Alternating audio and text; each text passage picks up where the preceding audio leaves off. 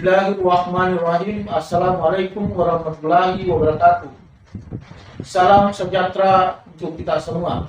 Saya Ramli Tolib, NID 0910096802, salah satu dosen dari Prodi Manajemen Fakultas Ekonomi Universitas Indonesia Timur, terdaftar sebagai dosen tetap terhitung mulai tanggal 4 Desember 2015.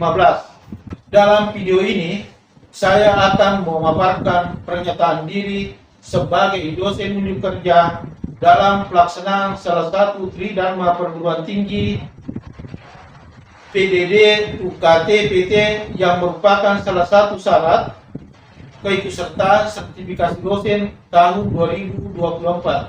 Adapun mata kuliah yang kami ampu adalah mata kuliah akuntansi keuangan. Outline mata kuliah akuntansi keuangan adalah deskripsi mata kuliah, CPMK atau kemampuan yang diharapkan, materi perkuliahan, metode pembelajaran, media pembelajaran, dan sistem penilaian. CPMK mata kuliah ini adalah 1. Mampu menjelaskan laporan keuangan. 2. Mampu membuat laporan keuangan secara sistematis. 3. Mampu memahami tujuan laporan keuangan. 4. Mampu mengambil keputusan kebijakan perusahaan dalam laporan keuangan perusahaan. Adapun materi perkuliahan yang akan dibawakan yaitu di mana dalam mata kuliah ini melakukan pertemuan 16 kali, di mana dalam pertemuan ke-8 dilakukan ujian tengah semester dan pertemuan ke-16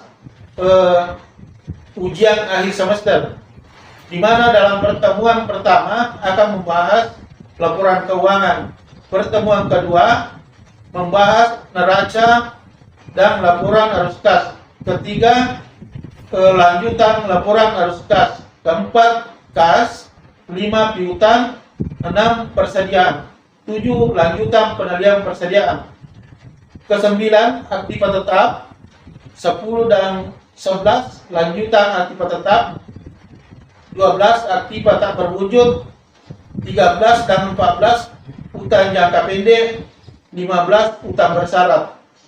Metode pembelajaran, di mana dalam metode pembelajaran ini pembelajaran dilakukan secara tatap muka langsung dan secara video virtual, Zoom meeting dan Google Meet. Metode ceramah, diskusi, tanya jawab, dan simulasi perhitungan menggunakan LMS pada Universitas Indonesia Timur melalui video pembelajaran, YouTube, pemberian tugas baik individu maupun kelompok. Media pembelajaran yaitu menggunakan proyektor, papan tulis, PowerPoint, dan laptop. Adapun sistem penilaian dari mata kuliah ini adalah persentase dan sikap 10%, diskusi dan kartipa 20%, kuis, evaluasi, tugas mandiri dan kelompok 20%, UTS 25%, dan ujian akhir semester 25%. Baik, selanjutnya kita menyaksikan video pembelajaran tatap muka di dalam kelas. Bismillahirrahmanirrahim. Assalamualaikum warahmatullahi wabarakatuh. Waalaikumsalam warahmatullahi wabarakatuh. Baik, adik-adik mahasiswa sekalian, sebelum kita mulai perkuliahan kita, terlebih dahulu barangkali kita memulai dengan doa. Untuk itu, adik-adik mahasiswa sekalian, mari kita berdoa sesuai yang keyakinan kita masing-masing, agar supaya pembelajaran kita bisa ada hikmah dan juga berkah dari Allah Subhanahu wa taala. Doa dimulai. Doa selesai. Oke, adik-adik mahasiswa sekalian, kalau kita memulai sesuatu, tadi kita sudah berdoa, sekarang kita mempelajari mengenai pelajaran yaitu akuntansi keuangan. Adik-adik mahasiswa sekalian, di mana di dalam akuntansi keuangan itu ada hal-hal yang perlu kita pelajari, yaitu mengenai laporan keuangan.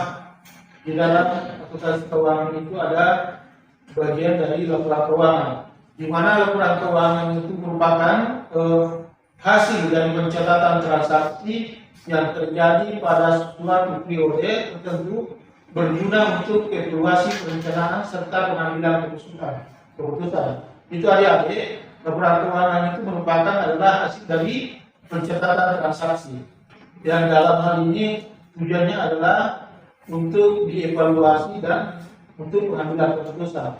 Di mana adik-adik mahasiswa sekalian, laporan keuangan itu adik-adik ada 5, yaitu adik-adik yang perlu kita perhatikan, yaitu laporan keuangan neraca, laporan laba, laporan perubahan modal, cash flow, dan catatan atas laporan keuangan.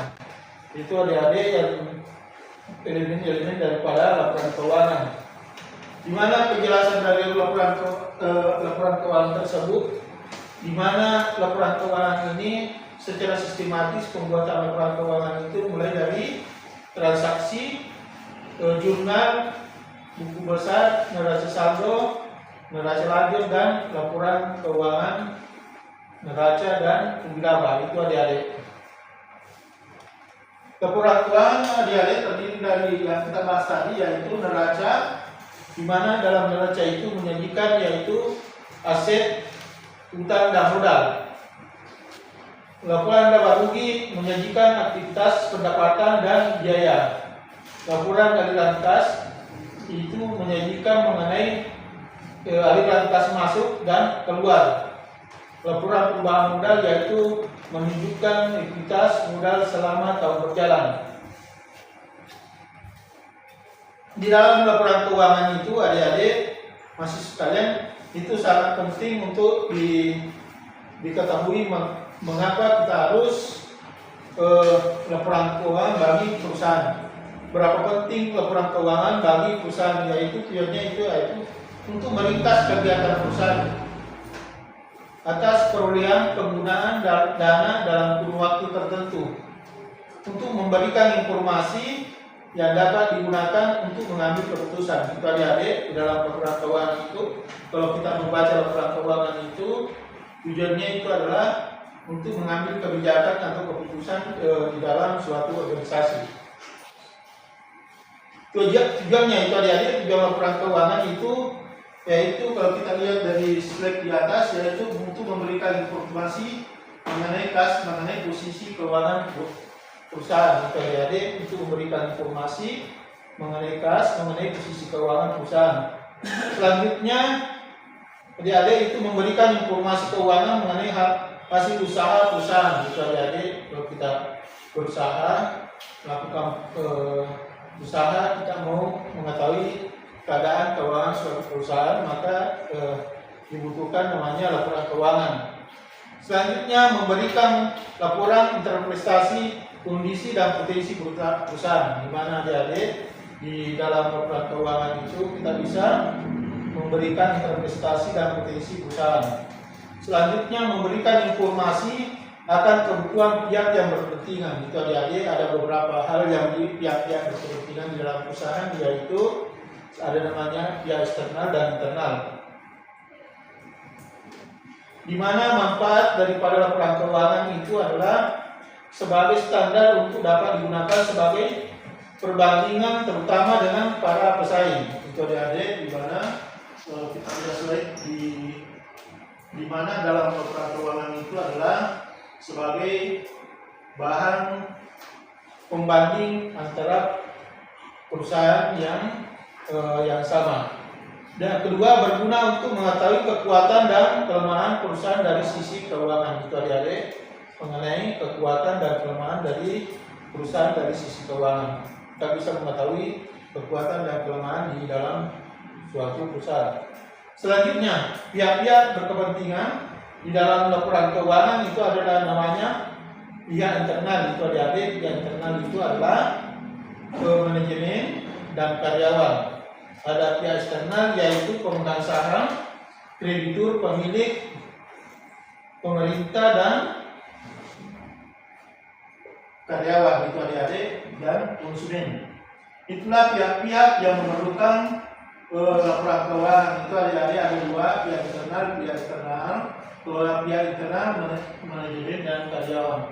Kalau pihak eksternal yaitu pemegang saham, kreditur, pemasok, pemerintah dan konsumen. Itu adik-adik. Selanjutnya adik-adik, arti pentingnya laporan keuangan bagi manajemen, bagi pemegang saham, bagi kreditur, bagi pemerintah dan bagi karyawan.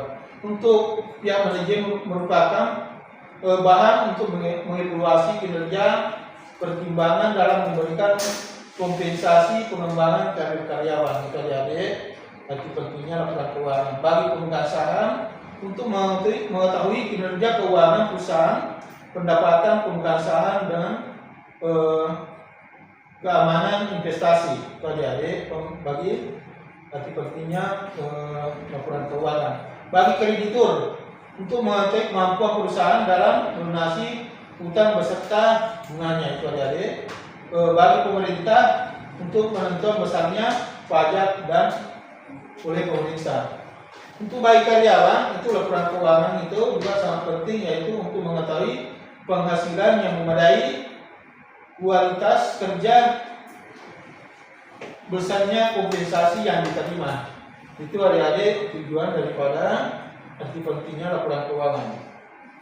Manfaat itu adik-adik, manfaat laporan keuangan yaitu bagi internal, bagi manajemen yaitu laporan keuangan memberikan informasi yang berguna dalam pengambilan keputusan, evaluasi usaha yang sedang berjalan, melakukan penganggaran dan kontrol keuangan. Itu adik-adik manfaat laporan keuangan bagi internal. Bagi karyawan akan tertarik dengan informasi keuangan yang terkait dengan stabilitas, profitabilitas perusahaan. Hal ini dapat memberikan gambaran apakah perusahaan mampu memberikan balas jasa dan menyediakan kesempatan kerja berkarir untuk jangka waktu yang lama. Itulah adik-adik dua manfaat laporan keuangan bagi manajer dan bagi karyawan.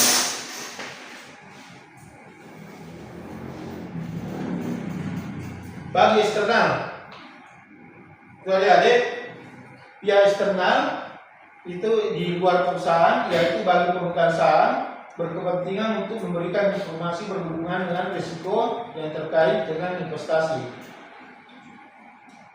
Bagi kreditur berkepentingan dengan informasi yang menunjukkan kemampuan perusahaan membayar utang beserta bunganya dengan tepat waktu. Laporan keuangan dapat membantu mereka untuk menentukan besarnya bunga dan jangka waktu yang diberikan. Itu adik-adik mengenai pentingnya bagi pihak eksternal dalam hal laporan keuangan. Untuk pemerintah berkepentingan dalam menilai perusahaan terhadap kemampuan membayar pajak. Untuk konsumen yaitu memerlukan informasi yang berhubungan dengan kelangsungan perusahaan, terutama pelanggan yang melakukan kerjasama jangka panjang dan pelanggan yang loyal membutuhkan hubungan jangka panjang dengan pelanggan. Itu adik mengenai pihak-pihak yang berkepentingan di dalam perusahaan. Ada berbagai pihak, yaitu pihak pemegang saham, pihak kreditur, pemasok, pemerintah dan bagi konsumen. Akuntansi keuangan dan akuntansi manajerial itu adik-adik dibagi dua.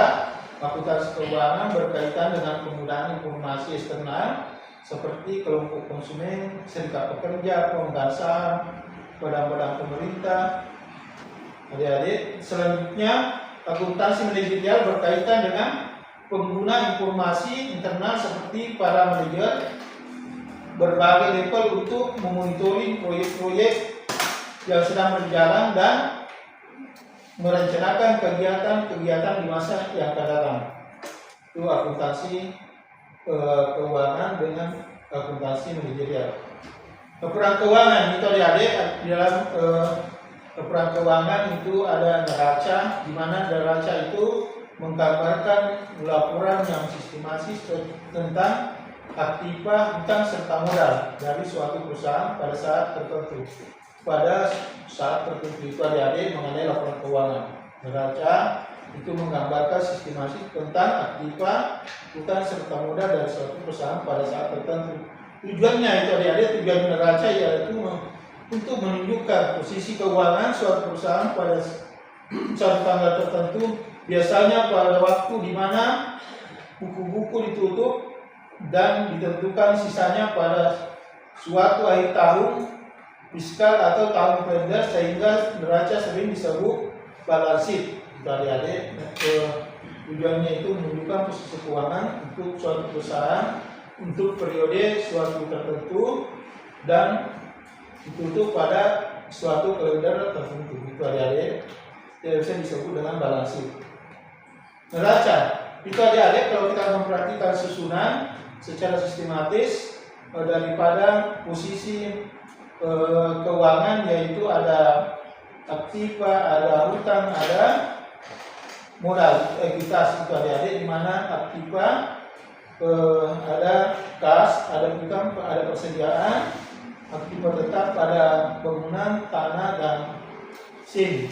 Kalau hutang lancar, hutang dagang, hutang jangka pandang, obligasi, ekuitas adalah sama dengan modal. Itu adik-adik di dalam pelajaran akuntansi itu adik-adik, aktiva harus sama dengan pasifa. Laporan laba rugi itu adik-adik di dalam perusahaan itu ada di laporan keuangan, ada namanya laporan laba rugi, di mana laporan laba rugi ini yaitu menggambarkan bagaimana berapa jumlah pendapatan dikurangi dengan jumlah biaya, itu menghasilkan namanya laba rugi. Perhitungan laba rugi terdiri dari 3 bagian, yaitu hasil penjualan, yaitu hasil penjualan produk perusahaan, biaya, yaitu biaya-biaya yang ditanggung oleh perusahaan, laba atau rugi atau istilah loss profit, yaitu salah satu antara hasil penjualan dan biaya, selisih antara hasil penjualan dan biaya. Susunannya itu ada di susunan daripada laporan laba rugi, yaitu pendapatan bersih dikurangi biaya operasional dikurangi biaya penyusutan sama dengan laba operasi atau EBIT before interest tax atau laba sebelum pajak.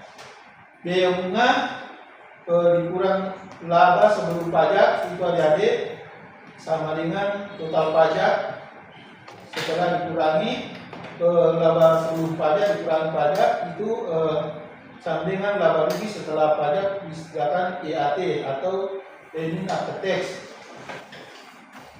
Hubungan neraca dan laporan budi laba. Adik-adik, hubungan keduanya yaitu mengenai neraca dan budi laba. Kedua laporan mempunyai hubungan satu sama lain, bukanlah berdiri sendiri. Untuk mengetahui tendensi atau tren bertambahnya modal atau karyawan perusahaan ini hanya dapat diketahui dari neraca, tetapi untuk mengetahui kemajuan atau sebab-sebab perusahaan perubahan modal diperlukan laporan laba rugi. Bagi calon kreditur untuk mengetahui jaminan yang disediakan oleh perusahaan atas hutang-hutangnya dapat dilihat dari dalam neraca, tetapi untuk mengetahui kemampuan perusahaan dalam membayar bunga dan cicilan sangat tergantung pada keuntungan di masa mendatang yang diketahui dari laporan laba rugi. Kita lanjut laporan aliran kas. Aktivitas operasi persediaan piutang hutang pajak, aktivitas investasi tanah bangunan peralatan, aktivitas pendanaan obligasi dan saham. Inilah laporan aliran kas. Laporan perubahan modal yaitu laba modal tahun lalu ditambah laba bersih tahun sekarang dikurangi dividen sama dengan laba ditahan dikurangi sama dengan modal tahun sekarang. Analisa laporan keuangan itu adik-adik di dalam hal ini ada dalam analisa laporan keuangan ada berbagai alat yang digunakan dalam membuat analisa laporan keuangan, yaitu ada rasio-rasio keuangan yang telah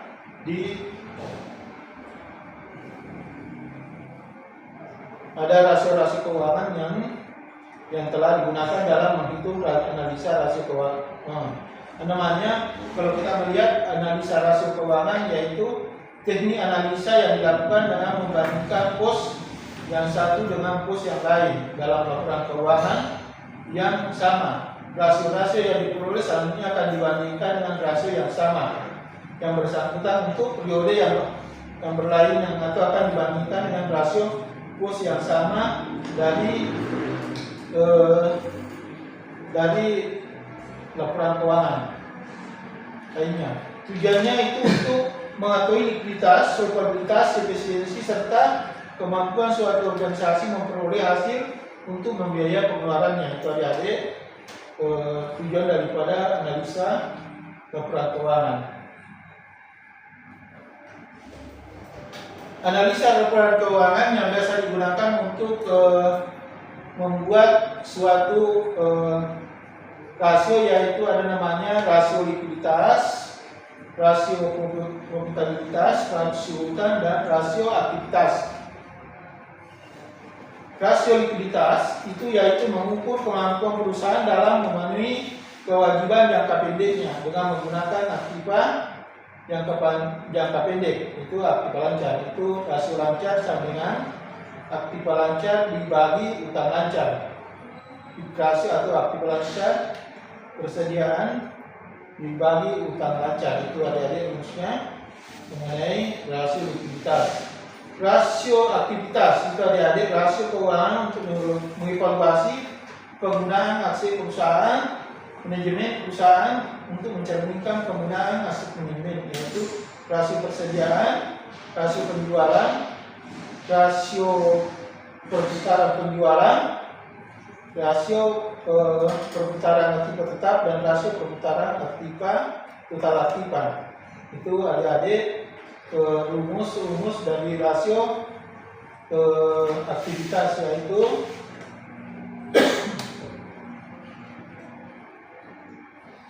mengukur kemampuan perusahaan dalam menghasilkan profitabilitas. Itu adik-adik ada namanya ROA. Ada namanya ROA, yaitu laba bersih setelah pajak dibagi total aktiva atau return on asset. Ada juga ROE, return on equity, yaitu laba bersih setelah pajak dibagi ekuitas. Itu rumus dari ROE, return on asset equity. Operation margin, laba bersih setelah pajak dibagi penjualan. Profit margin, laba bersih setelah pajak dibagi penjualan. Itu dah adik-adik rumus mengenai rasio profitabilitas, yaitu kemampuan mengukur perusahaan dalam menghasilkan profitabilitas, yaitu rumusnya ROE, rumusnya itu ROE, operation margin, dan profit margin. Rasio hutang itu mengukur kemampuan perusahaan memenuhi kewajiban jangka panjangnya, itu rasio hutang, yaitu total hutang dibagi total aktiva. Term interest ratio, yaitu EBIT dibagi bunga pinjaman. Itu adik-adik mengenai rasio hutang perusahaan. Analisa dan sumber penggunaan dana. Pengertiannya itu teknik analisa untuk mengetahui dari mana pemerintah memperoleh dana dan bagaimana pemerintah tersebut menggunakan dana yang diperolehnya selama tahun berjalan. Tujuannya yaitu untuk menganalisa yang dimaksud antara lain untuk mengetahui sumber dana selama 1 tahun anggaran, penggunaan dana selama 1 tahun anggaran, dan kemampuan pemerintah untuk memenuhi kebutuhan operasionalnya, sumber dana yang digunakan untuk memperoleh aset, dan dari mana defisit anggaran ditutup, kemana surplus anggaran digunakan. Inilah adik-adik tujuan daripada analisa laporan penggunaan dana. Analisa sumber dan penggunaan dana dapat diklasifikasikan menjadi 4 bagian, yaitu arus kas dari aktiva operasi, arus kas dari aktivitas investasi dan aset non keuangan, harus kas dari aktivitas pembiayaan, harus kas dari aktivitas penganggaran. Dan juga adik-adik analisa sumber dan penggunaan dana. Analisa sumber dan penggunaan dana selanjutnya dari aktivitas operasi, yaitu mencerminkan kemampuan pemerintah untuk mendanai kebutuhan operasionalnya.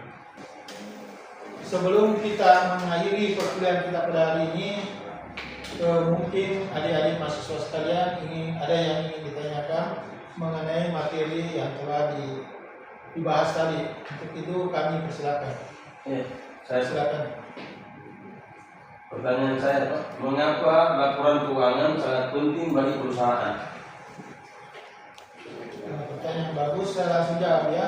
Ya. Mengapa laporan keuangan itu sangat penting bagi perusahaan? Yaitu di mana laporan keuangan ini dapat memberikan informasi bagi pihak manajemen perusahaan dan bagi orang-orang yang ada di luar perusahaan. Di mana dalam hal ini laporan keuangan ini merupakan bahan informasi bagi pihak manajemen perusahaan untuk mengembangkan perusahaan di masa yang akan datang, dan juga bagi orang luar perusahaan, yaitu untuk mengetahui kondisi perkembangan daripada kemajuan daripada suatu perusahaan. Saya kira itu jawaban dari kami. Selanjutnya pertanyaan kedua, silakan. Baik, terima kasih Pak Ustaz. Pertanyaan saya, mengapa perlu menganalisa laporan keuangan? Terima kasih.